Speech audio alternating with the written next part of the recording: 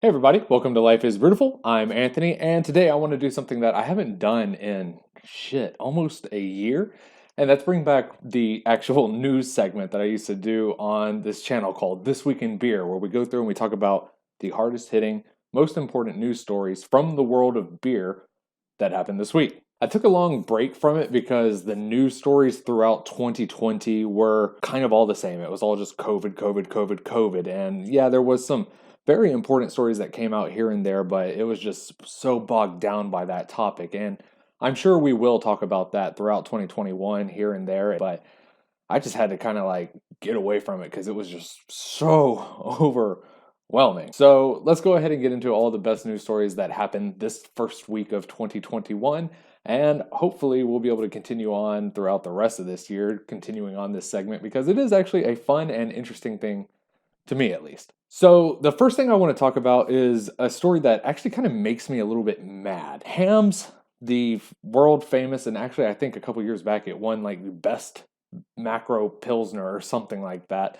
They have really kind of pissed me off with this story. They came out with like a resolution survival kit or something like that, where if you broke your resolutions of eating bad food or drinking, they would give you this kit that has 5 pounds of restaurant grade bacon and like a bunch of Hamm beer. I mean, okay, look, I know beer is a lot of our hobbies, but for a lot of people, drinking alcohol could actually be a devastating aspect of their, entire existence. There are tons of alcoholics out there who really don't need the additional temptation of getting free beer just for breaking that resolution, right? Relapse is so strong. It's such a realistic possibility for so many people. And for Hamm's to like try to offer some incentive for making people stop drinking, it just seems so wild to me how irresponsible and how fucking stupid they had to be to think that that was a good idea. To me, that's the akin of like those like sleazy bars that I'm sure exist in real life, but you see like on TV and stuff where it's like, oh, give me your AA chip, cash it in, you get a free beer. How sleazy and underbellied do you have to be to try to incentivize somebody whose resolution to better themselves is to stop drinking something that could benefit millions of lives around the world for the better, and you try to take that away from them by offering them free beer and bacon? I'm sure that wasn't their true incentive, and I'm sure that wasn't their thought process, but that's honestly how it comes across to me. And it's fucking crazy. Hamm's has already done like one of the worst things that'll probably happen this year. Fingers crossed. So the next thing that I want to talk about is actually a little bit of good news. We'll try to sandwich this a little bit. A university in Poland had a professor who went through, did all the research, found out how to revive a lost, potential new slash old beer style from Poland dating back to the Middle Ages. According to the professor at the Pontifical University of John Paul II in Krakow, this recipe for the Krakow White will be 90% similar to the white beer drank by medieval residents. The beer will use modern wheat malt, which, according to him, will produce a similar effect to the actual malting technique used back during that time period. He knows how it was mashed, how it was boiled, and in what proportion the hops should be added, and how to handle and process this beer. But even more interesting was that they were able to capture the original yeast strain from that brewery by studying the walls, which porous nature was able to actually hold the actual original yeast strain from that time period. I'm a huge fan of beer archaeology and beer research and discovery into ancient and lost beers. And Poland is known for having like maybe one or two unique beer styles for themselves still to this day.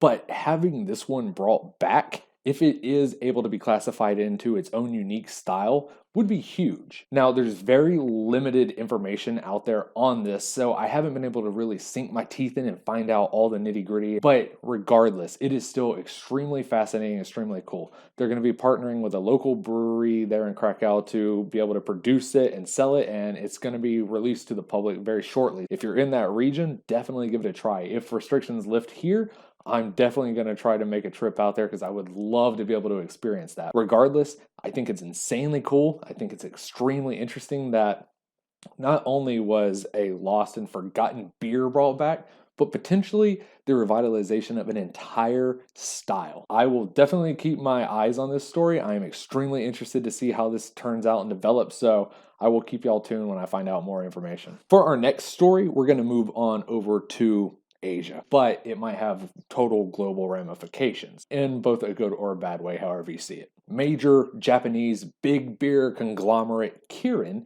has actually invested a minority stake into India's Bira 91. This is significant for several reasons. One, Bira 91 is the biggest craft brewer in India. So they've already sold a massive portion of themselves off to a Belgian investor like a year or two ago. But this is the first time that they've gone into a predominantly big beer market type investor. This matters for several reasons.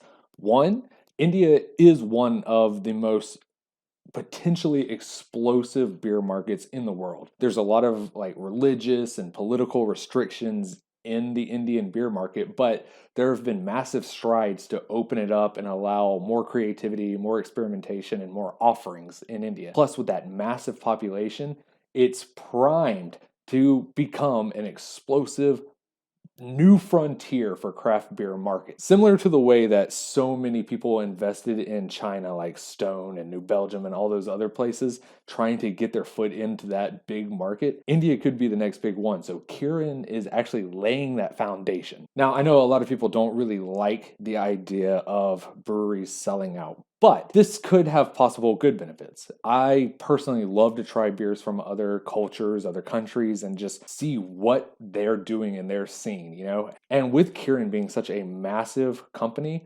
they've taken like some of their other brands that they've invested into heavily, specifically New Belgium, and they've made them a global exporter in so many different areas. You can find New Belgium now. I'm able to buy New Belgium here in Germany just off the shelf in some places. We might start seeing the Bira 91 available in new markets, and I would like to give them a try. I've been following them loosely over the past couple of years, and I would like to be able to try and experience what they're going on. Imagine an India Pale Ale from India, and they do make one. The other reason this is so significant is because a lot of big breweries kind of got out of the craft beer buying market a couple years back, and they kind of stopped their craft sector growth. But Kirin has been a bit on a rampage here lately, trying to get some pretty significant global marketing. They've already got a hub in South Asia. They're moving into India. They've got New Belgium and a couple different places in the UK. What that could mean in the future is that they could be elevated. If we see another big craft beer boom, they could be a significant powerhouse able to compete with major brands. I mean, they're already a big brand, but we could see them competing with like Anheuser's and InBev's, and that would just be kind of interesting to see what that big macro beer market would look like with even more competition instead of just like the big three companies. There's a whole lot that will probably be revealed in the next coming months and years for both Bira 91 in India and Kirin as a potential beer conglomerate powerhouse on a global scale. Things could get pretty interesting as they shake up and, settle down into their new positions of power. So I'm excited to see what the future is going to look like based off of this business move, especially if India does open up and become the next beer boom like a China or a Vietnam.